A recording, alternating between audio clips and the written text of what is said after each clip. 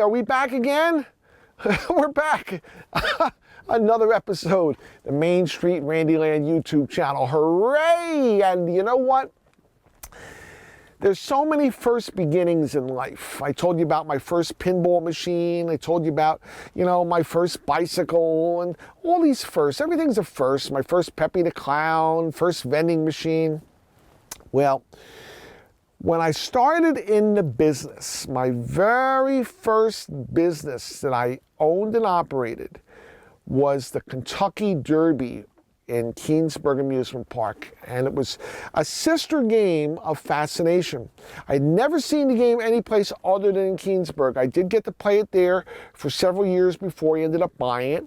And it's a nice game, but it was never as good as Fascination because with the Kentucky Derby, there's one way to win. You win the race. Fascination, it's not just you win, it's how do you win. There's different variations to the game, and that's what made Fascination even more fascinating.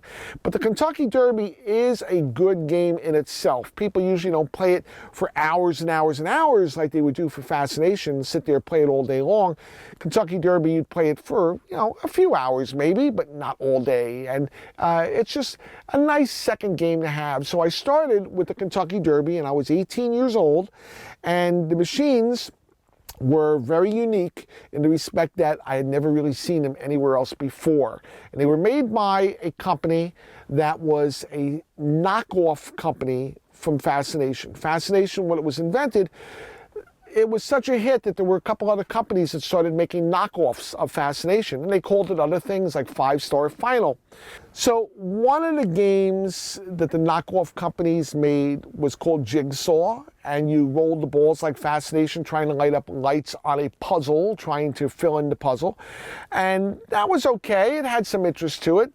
But they also made the Kentucky Derby, and the Kentucky Derby was a hit. They've disappeared quickly because they couldn't compete longevity-wise with the Fascination game, but also the machines had a lot of moving parts, which wore out. And it was difficult for the operators to keep them running, so they disappeared, whereas Fascination was a more sound system, and they kept it running for years and years and years. So this is probably the only Kentucky Derby game left. I never saw it anyplace else. I'm sure there weren't that many made. And here's some of the heads for the Kentucky Derby. And the tables were the same as Fascination, and they had the same 25 holes, 5 by 5, but they had numbers on each hole. And when the ball went through the hole, it would advance the horse light. And when you started the game, the lights on all 4 corners of the horse in the middle would light up, and the start light on the top would light up green. When the ball would go in the hole, let's say it went into a 3, it would go click, click, click, and each horse head would light up in rotation. And then if the next hole was a 2, it would go click, click. Maybe it would be a 3 again, click. When it would hit this one, it would light up the corner, the 1/4 together. They were tied together. So it would go click, click, click. And you would advance your horse all the way around to the half, to the 3/4, and up to the finish. And if you got to the finish and it lit up red, just like Fascination, all the losing tables would go out and the winning machine would be lit, and they would receive the award, which at that time was a coupon award for prizes. The Kentucky Derby was difficult to run as an announcer. Every game was a race that you were trying to make exciting.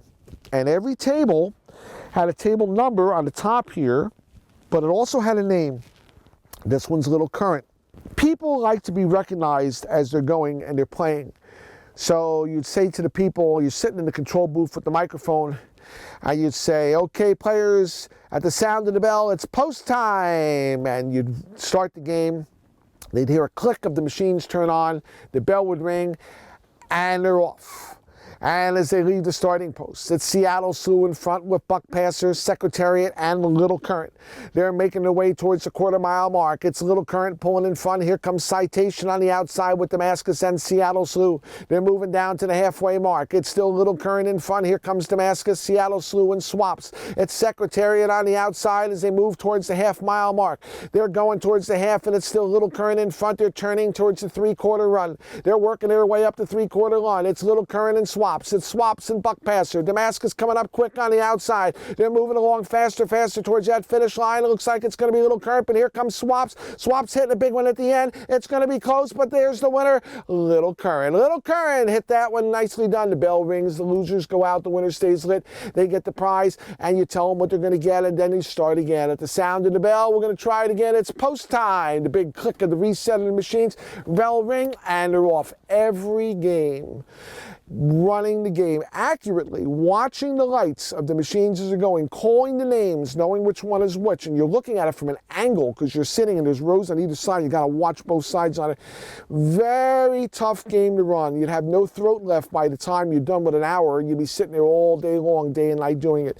And the first game was Kentucky Derby for me, and it was a lot of fun, but by the second year, the end of the first summer, in fact, we bought the Fascination from the Kessel brothers, and then I had to go over to the Fascination, and the poor Kentucky Derby didn't have me running it anymore. Now we tried to have kids running it, and it just couldn't do it with the kids. I mean, it didn't make a lot of money with me. It made far less with the kids. And then my father would come home from work, and he'd sit there and he'd run it, and he had a little knack to it, but it just didn't do well. We ran it for several seasons more, and then we closed the Derby, and it was just me at the Fascination, and my mother was over at the arcade, and then my father would go over and help my mother at the arcade, and this was life in Keensburg. But the Kentucky Derby was a great game. There were 44 tables. I have them. There's quite a few heads here. There's got to be more someplace else. But it's a great memory for me. I would like to set this game up again someday, but you need a lot of space.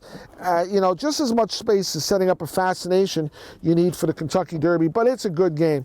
And I think it would go over well. I think people would enjoy playing it, but it sure as heck couldn't be a dime, which it ran back in the 50s, and you know, people don't like to spend a lot of money, so how many often would they play? It should be at least $1, but I mean, even that, I don't know.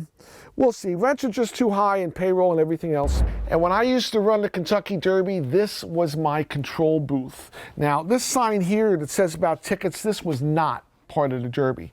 There was a horse head that hung there, and originally the control booth was just this big, and it was kind of shallow, and you sat in the little control booth and you ran the game. And there was only really 2 switches, an on-off switch and a bell on-off switch, and that was it. But of course, that wasn't good enough for me. I had to make a very fancy control box with lights and all kinds of, you know, features that I could run on the game.